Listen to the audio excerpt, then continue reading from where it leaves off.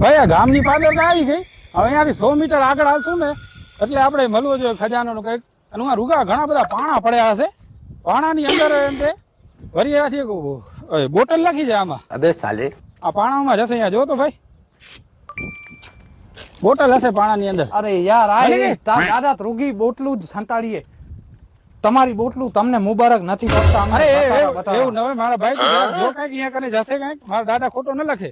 આ જો ચાવી છે ને કીધું તો ને દાદા હે ને મારા દાદા ખોટા હોય જ નહીં યાર. હા, જિંદગી આખી એમને સાચું બોલ્યા છે. મને ભાગ દઈશ ને? ભાગ હવે છે ને તું ચાવી કા કરે છે? ના ના હા તો પછી બીજી ધ્યાન રાખજે. હા કઈક હતું આમાં. હા દે જોઈલું શું છે તને તો સારા વાંચતા નથી આવડતું. ચાવી તો હતા. ચાવી જો સરખી રીતે. માતાજીના મંદિરની બાજુમાં એક બગીચો છે. બગીચાની અંદર એક ગેટ છે એનામાં ચાવી લાગશે અને એ ચાવી ખોલશો એટલે એ તાળું અને તાળાની બાજુમાં ડાબી સાઈડ જે જાશો એટલે એક પથ્થર છે એના નીચે તમને ખજાનો મળશે. હાલો હાલો હવે તું મારા દાદાને કહેજે ને આજ પછી નકર આ ખજાનામાં એક આઠાનો નહીં આપું તને. The next day.